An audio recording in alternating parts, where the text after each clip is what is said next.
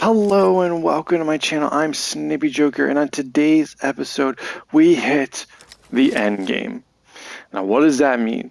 Well, over the past week or two, we've been going through some phases to try and figure out who is the best overall characters with their base damage, their base movement, and their base defense. Now, all three of those videos are available on my channel under my Marvel Rivals playlist. With that being said, we've kind of done a scoring system where if a character came in first place in their category, they get 3 points. If they come in second, they get 2 points. If they came in third, they get 1 point. And there were a couple of categories where all the characters had a lot of ties where, for example, the healers all pretty much had the same defensive hit points when it came to being shot by Black Widow. So we're kind of just going to scroll that out, right? That's all of them are the same. There's really no point in counting them, or if they came in fourth or fifth place, we're just not going to give them any points. Now we can give them a point, maybe we can give them 3 points, and maybe that would alter some of these changes or move up some of these healers to a different spot. And honestly, that's fine. If that's what you want to do, we can do it. But in this case, I'm kind of just giving it to those that stood out among the rest. With that being said, the number 3 overall characters, the ones that took third place and had an overall score of, I believe, 4 points, is the first being in the lineup, Thor.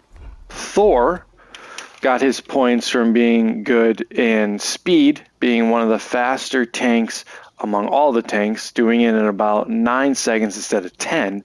But he also came in third when it came to damage, doing, I believe it was 4 out of 5. I don't remember the exact numbers, but because of his speed and damage, he got third place. Now, as for defense-wise, he didn't do so well. He took probably the least amount of hits among all of the other tanks.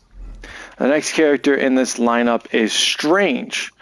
Strange did well in damage as a shooter because I believe he did it. He was number 1 in shooter, doing it 4 to the body and 4 to the head, even after the debuffs, or the patches that affected him. But he also did well in base defense and came in third place, getting him a point when it came to the least amount of, or the most amount of hits in that category. So what I mean by that is, I believe Strange took, I don't have the numbers right in front of me, he took about like 5 to the body and 3 to the head, which wasn't the best, but it gave him a good score and get him on the podium for being in the top 3 of that criteria. The next character is Magneto, who did just as well as Strange, both in the shooter category and in the defense category. But overall, Strange and Magneto don't really have that speed. I mean, both of them did a movement of about 10 seconds from 0 to 60, so that's about 6 meters per second. So, of course, they didn't get any points for that. Next on this list is Penny, and we're kind of following a trend with a lot of these tanks. Penny, thanks to the buff, did better in the attack because before it was 9 to the body and 9 to the head. Of course, I do remember some of these scores, maybe not all of them, but some of them. 9 to the body, 9 to the head. But after the patch, she now does 6 to the head, which moved her up in the categories of DPS damage tank damage, because before she wasn't even considered. But also, when it comes to defense, she was number 2 on that list, taking a lot more hits than Strange and Magneto. But sadly, because she's not doing as much damage as them, she still has ended up in third place. Adam, Warlock, ended up in third place. Adam does very well when it comes to damage. He was number 1 in the healers, and he did all right in speed, but that, even though he didn't do as well in speed, he still ended up on this list because of his damage. And sadly, because healers overall didn't really do much when it came to defense, all of them were taken down in about 2.5 hits, they didn't get any points. So when it comes to speed or movement and damage, Adam put him in third place. And then last on the number 3 playlist for overall is Wolverine. Wolverine was kind of a shocker to me. Wolverine, where's Wolverine? Wolverine, there you are. Wolverine, damage-wise, doesn't do much. And you're probably thinking that's crazy, but again, we're not doing the abilities. We're just doing base damage. No abilities, no buffs, no debuffs. Base damage, he was taking out people around 9 hits, but when he's enraged, it's about 7. But what surprised me is that Wolverine is faster than most DPS. I believe he was around 8 or 9 seconds in speed-wise, so he got on the list. I think he was like in 3rd place. Again, you can check my previous videos on the exact numbers. But the other thing was, he actually stood out in defense.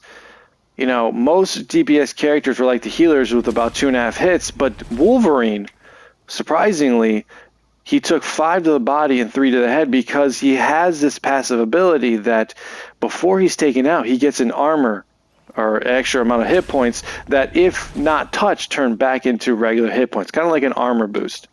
So that's what ended him up in the 3rd position or 3rd place in this ranking system. Again, this is overall base damage, base movement, base defense, no buffs, no debuffs, and no abilities or passive. Well, passive abilities will count, but no regular abilities that affected them. So that is the characters in 3rd place amongst everyone. Number 2, we will go back to the tanks, is Venom. Venom did very well when it comes to attack points. He was number 1 overall in both shooters and melee because he took pretty much 3 to the body and 2 to the head. That was the best score I've seen when it comes to all of the tanks, and puts him somewhat on par with even some of the DPS we had that do the same, 3 of the body, 2 of the head. The only reason Venom is not like on the top of the top is because he's slow. So he pretty much had no advantage in that because Thor was the only one that did it less than 10 seconds. But he did get number 2 when it comes to defense, so that gave him the extra 2 points. So when it comes to the 2nd position, these guys got 5 points. And depending on where they are, that's how they got the 5. Venom got 5 because he was number 1 in base damage and number 2 in base defense. The next character on my list is Groot. Groot did very well, or did okay. Where is he? Groot was number 2. He tied with the Thing in base damage, but defense is what put Groot in the number 2 area because defensively, he took the most hit from Black Widow. I believe he was like, what was he, 8 and 4? Like 8 to the body and 4 to the head. But overall, he took the most damage to take down from Black Widow, which allowed him to move up to the number 2 spot. So Groot, although not very fast, we know Groot can move kind of slow, and maybe not the strongest, he tied with Thing with about 4 hits to the body or head. But being the fact that he's hard to take down without any extra buffs or debuffs or even extra abilities, gave him the number 2 spot. Next on this list is we're going over to the healers for Mantis. Mantis is, again, healers, not the best defense, which is understandable. You shouldn't be more towards the front line anyways. But damage-wise was number 1, along with Adam. But on speed was probably also, I think she was number 1. No, Mantis was number 2. Where is speed? Sorry, let me just look at my list real quick.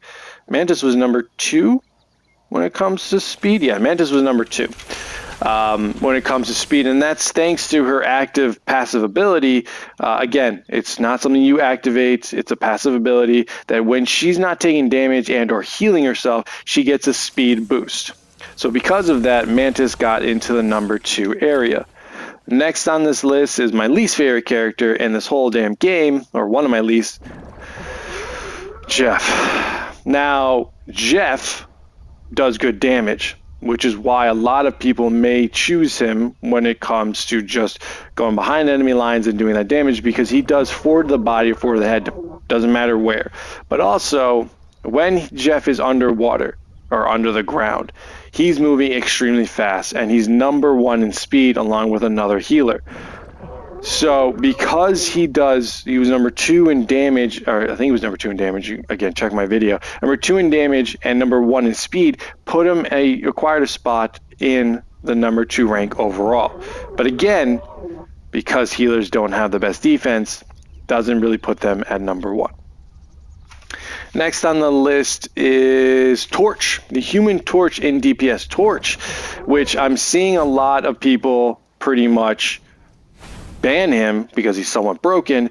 Torch secured this spot because, one, he's number 1 in the shooter category of base damage. He does a lot. I think it's 3 to the body, 2 to the head. But number 2, he's also very fast, especially with his, I would say, passive ability, because it really doesn't require a cooldown of when you hit O on his ability list, which again doesn't require a cooldown, so technically it does work.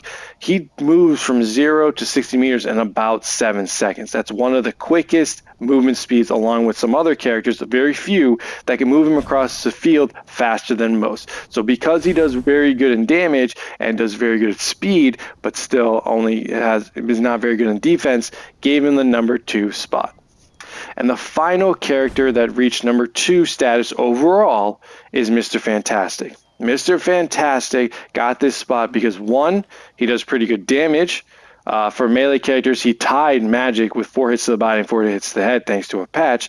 But 2, movement speed not so great. He was around 10 seconds. But 2, he took about 4 or 5 hits, more than most DPS, from Black Widow. Not as much as Wolverine. Wolverine was number 1, but he got 2nd spot when it comes to base damage. And that's why he took number 2 overall, because a lot of people consider Mr. Fantastic a DPS tank, and they're not wrong. He does great damage in melee, and he has a lot of health and hit points that allow him to survive more than other DPS. Now, there are 2 number 1 characters that took this spot. The first is Black Widow. Black Widow is because, 1, she has great movement speed, right? She was pretty much number 1 on the movement speed list because of her passive ability to run faster and not have to worry about a cooldown, and if you allow it to recharge, she can go from 0 to 60 in about 7 seconds, just as fast as Torch. But 2, she was number 1 tied with Hawkeye and Psylocke when it comes to damage with her sniper.